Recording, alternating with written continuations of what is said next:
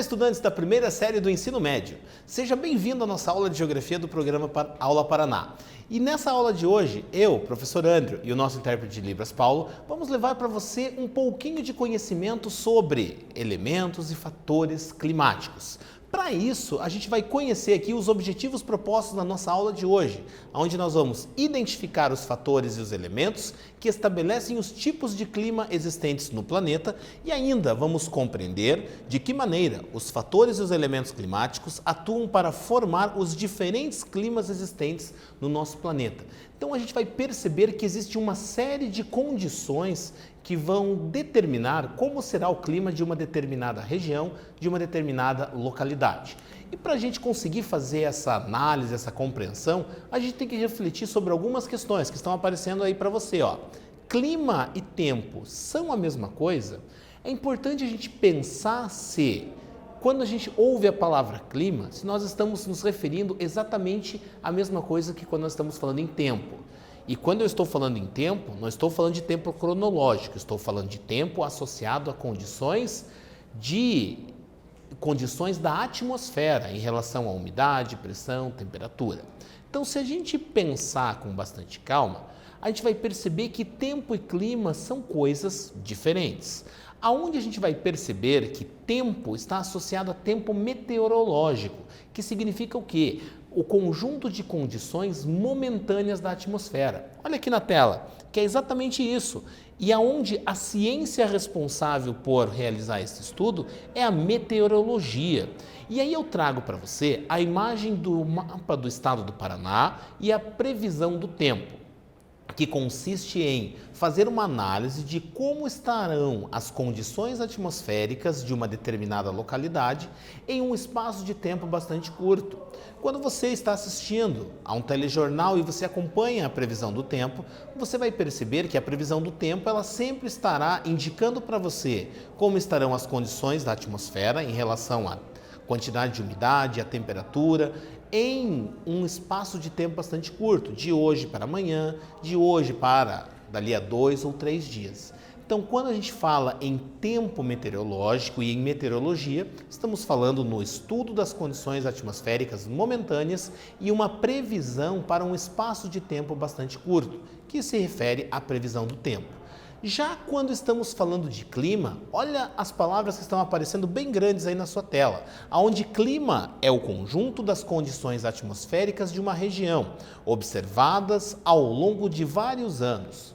Quando estamos falando em condições climáticas de uma determinada localidade, temos que realizar estudos por um longo período das condições meteorológicas de uma determinada localidade. Podemos pegar como exemplo, no estado do Paraná, na região do primeiro Planalto, que é o Planalto de Curitiba, aonde observa-se que nos meses de dezembro, janeiro, até o mês de fevereiro, são os momentos que as temperaturas apresentam-se mais elevadas e que também os índices pluviométricos, a quantidade de chuva, ela apresenta níveis bastante altos. Mas também, quando a gente observa os meses de junho, os meses de julho, a gente vai perceber que há uma queda abrupta nas temperaturas nesses 2 meses, chegando inclusive a ter temperaturas negativas, com a incidência de geadas. Quando a gente observa estas condições se repetindo ao longo de vários e vários anos, num estudo de pelo menos 25 a 30 anos, chegamos à conclusão de que o clima de Curitiba apresenta um verão onde apresenta temperaturas elevadas e um alto índice pluviométrico. Já o inverno na região de Curitiba apresenta temperaturas bastante baixas, com a incidência de geadas, aonde nós temos temperaturas negativas, porém, nós não vamos ter neve em função da pouca disponibilidade de umidade nesses momentos de baixas temperaturas. Percebeu que esta análise das condições climáticas, das condições meteorológicas de uma localidade ao longo de um período de tempo bastante longo resultaram nas características climáticas de uma localidade? Então, como você percebeu agora, vamos para o nosso primeiro quiz aí que está aparecendo na tela para você, aonde a diferença entre clima e tempo meteorológico é, letra A, Clima é o conjunto das condições atmosféricas observadas ao longo de vários anos e tempo meteorológico é o conjunto de condições momentâneas da atmosfera. Letra B. Clima é o conjunto das condições atmosféricas momentâneas e ainda a letra C. Clima e tempo são a mesma coisa. O relógio vai aparecer na tela para você. É rapidinho, vai lá!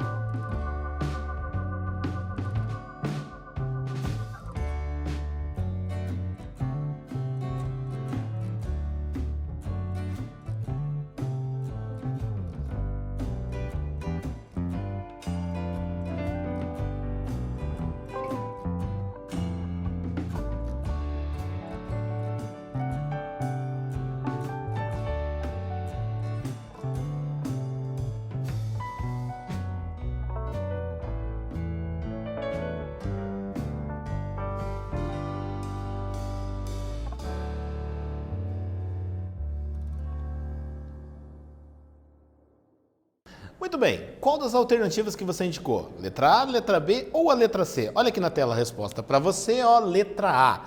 Clima sendo o conjunto das condições atmosféricas observadas ao longo de vários anos e tempo meteorológico, conjunto de condições momentâneas da atmosfera, que foi aquilo que a gente já tratou aqui no início da nossa aula. E agora a gente vai conhecer um pouquinho mais os elementos que compõem o clima, que conforme você pode ver aqui, ó, os elementos do clima são atributos básicos que servem para definir o tipo climático de uma determinada região. Então a gente vai ter alguns elementos básicos que vão determinar como serão as condições climáticas de uma determinada localidade. E para isso a gente já começa vendo aqui, ó, a temperatura. Temperatura, ela está associada ao calor de um determinado ambiente, ao calor da atmosfera. E essa temperatura, ela é medida em graus Celsius, em graus Fahrenheit ou em Kelvin. E ele vai dizer qual é o calor da atmosférica, cuja variação depende de acordo com a latitude, altitude, circulação atmosférica, entre outros condicionantes.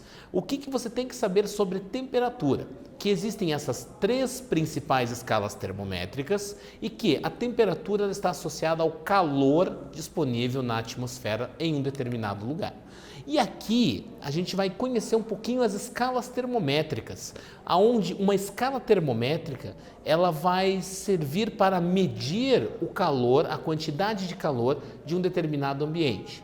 Então aqui, ó, a gente tem as três escalas, que você pode ver a escala Celsius, a escala Fahrenheit e a escala Kelvin, aonde na escala Celsius, que é a escala mais utilizada e mais difundida no mundo, 0 graus corresponde a quê? Ao ponto de fusão da água, aonde a água sai do estado líquido e passa para o estado sólido.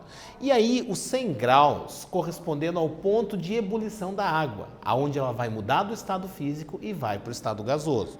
Porém, esses 100 graus Celsius, quando comparados à escala de Fahrenheit, eles serão correspondentes a 212 graus Fahrenheit. e os 0 graus Celsius sendo correspondentes a 32 graus Fahrenheit. Então perceba que esta escala aqui, ela tem uma graduação de 180 itens e esta escala aqui, a escala Celsius, sendo uma escala centígrada, ou seja, 100 itens aqui existindo. Quando a gente fala na escala Kelvin, observe que Kelvin não fala-se graus Kelvin, utiliza-se apenas a denominação Kelvin, aonde 0 graus Celsius, 32 Fahrenheit são correspondentes a 273 Kelvin e 100 graus Celsius, 212 graus Fahrenheit ou 373 Kelvin. Então são escalas termométricas, são réguas diferentes para aferir e indicar qual é a temperatura de um determinado lugar, de um determinado corpo. E aqui a gente vai conhecer um pouquinho mais da escala Celsius, aonde a maioria dos países utiliza essa escala como escala termométrica oficial, incluindo o Brasil. Nós utilizamos a escala termométrica Celsius. E essa escala aqui, ó, também é chamada de escala centígrada, pois os valores adotados por Celsius para os pontos de fusão e ebulição são, respectivamente, 0 e 100. Então, é uma escala centígrada porque ela é graduada de 0 a 100. E ali do lado direito da sua tela, você vai ver a imagem de Andrés Celsius. E a escala Fahrenheit, por Daniel Gabriel Fahrenheit ou Daniel Gabriel Fahrenheit, esta escala é a mais utilizada em países da língua inglesa. Então, quando você estiver assistindo a um filme que foi produzido em algum país de língua inglesa, como Estados Unidos, o Reino Unido, você vai observar que todas as vezes que temperatura for indicada, ela será apresentada em graus Fahrenheit. E Fahrenheit criou o primeiro termômetro de mercúrio que funcionou de maneira satisfatória. E ela não é uma escala centígrada. Então essa escala, conforme eu já disse anteriormente, ela tem uma graduação de 180 itens, 180 casas, diferente da escala Celsius.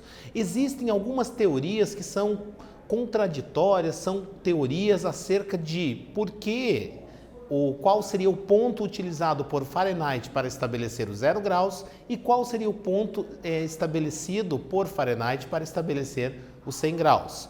Mas também existem outras teorias que indicam que ele não tinha essa preocupação com o 0 e com os 100 graus. Então são teorias bastante diversas que você pode estar pesquisando e buscando mais para sanar a sua curiosidade. E aí a escala Kelvin, cujo nome ela tem algumas curiosidades. Olha aqui, ó. William Thomson, que você vê do lado direito, também conhecido como Lord Kelvin. Por isso, a escala recebe essa denominação e é conhecida como escala absoluta por não possuir pontos negativos. Então, o 0 Kelvin seria um zero absoluto, onde as partículas dos corpos não teriam nenhum tipo de movimentação. E essa escala foi desenvolvida com base na mínima temperatura existente possível, sendo o zero absoluto. E agora que a gente já conheceu as escalas termométricas, olha o quiz na tela para você, ó. Qual é a escala termométrica que apresenta o ponto de fusão da água em 32 graus? Letra A, Fahrenheit. Letra B, Kelvin ou letra C, Celsius? A, B ou C? Rapidinho, relógio na tela.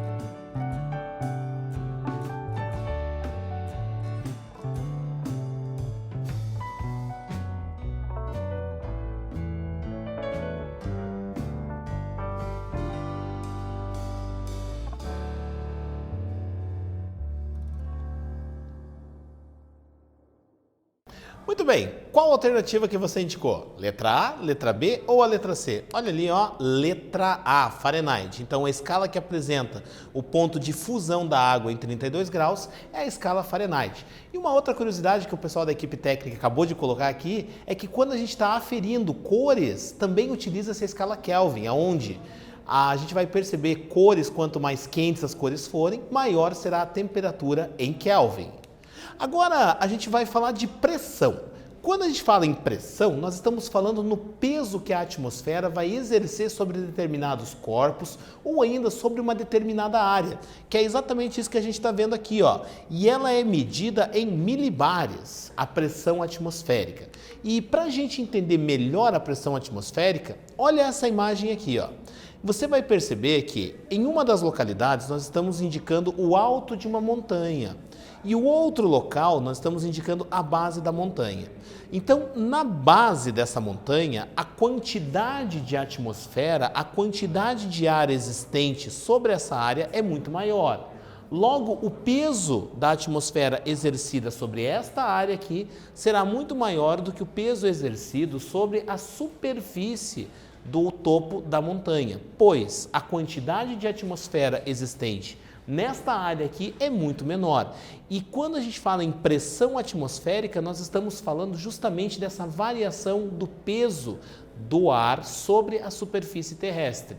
No alto das montanhas, nas áreas mais elevadas, nós vamos perceber uma pressão atmosférica menor. Nós vamos perceber também que nas bases, nas áreas mais baixas em relação ao nível do mar, nós vamos ter uma pressão atmosférica maior. É claro que a dinâmica da atmosfera, a movimentação das massas de ar, vai influenciar também na pressão existente entre determinadas localidades. A ação dos ventos, movimentação das massas de ar, também influencia na pressão, mas é importante que tenhamos claro que a pressão atmosférica refere-se ao peso que a atmosfera exerce sobre a superfície terrestre e sobre os corpos ali existentes. E também outro elemento fundamental para o clima é a umidade. E quando falamos em umidade, estamos falando da quantidade de água disponível na superfície terrestre e disponível na atmosfera também. Quando a gente está falando da umidade, nós vamos perceber que a umidade, primeiramente, ela é muito importante para nós seres vivos, para o nosso sistema respiratório. Nós vamos perceber que uma área que apresenta uma grande quantidade de umidade na atmosfera vai ter uma probabilidade de chuva muito maior do que áreas que apresentem uma baixa quantidade de umidade na atmosfera.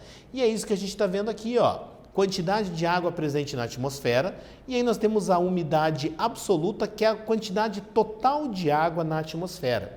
E quando a gente olha para o céu e nós estamos vendo nuvens, nós estamos vendo o quê? Gotículas de água que se condensaram nas camadas mais elevadas da atmosfera, favorecendo assim o acúmulo de água nas camadas mais elevadas.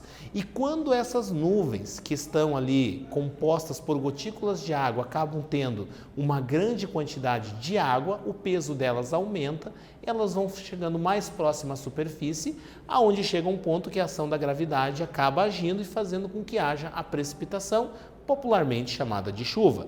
E nós também vamos ter a umidade relativa do ar, que é um dos conceitos que também está associado aos estudos da meteorologia para a realização da previsão do tempo, que é a quantidade de água na atmosfera em relação ao total necessário para ocorrer chuva. Então é uma relação direta entre a quantidade de água que existe na atmosfera e a quantidade necessária para que haja a incidência de chuva, para que haja a precipitação. Então perceba que a umidade também é importante, pois lugares com um clima com uma grande quantidade de umidade vão ter a probabilidade de ter uma incidência muito maior de chuvas do que lugares que não apresentam umidade no ar.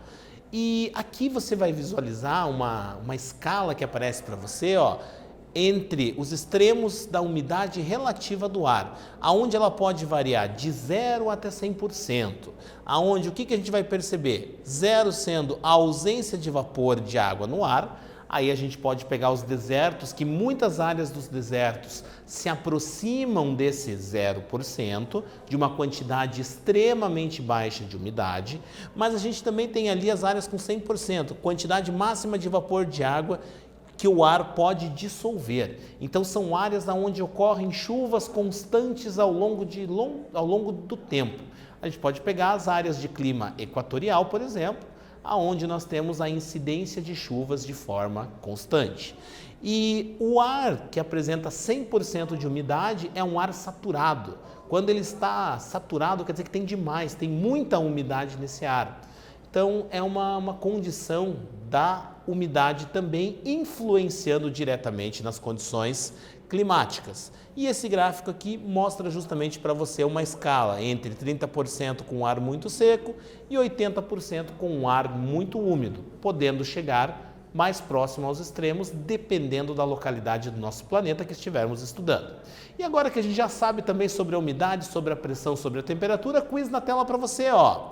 Indique a alternativa que apresenta os elementos climáticos: tempo meteorológico e clima, previsão do tempo, temperatura, pressão e umidade, pressão, umidade, temperatura na letra C.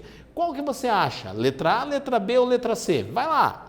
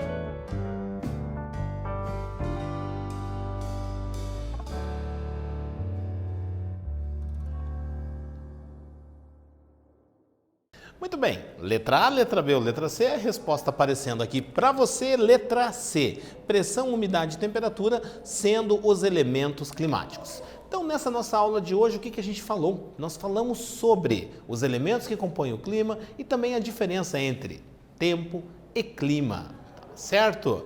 Quero muito agradecer a você que acompanhou essa nossa aula de hoje, desejar a você tudo de bom, um forte abraço e até a nossa próxima aula.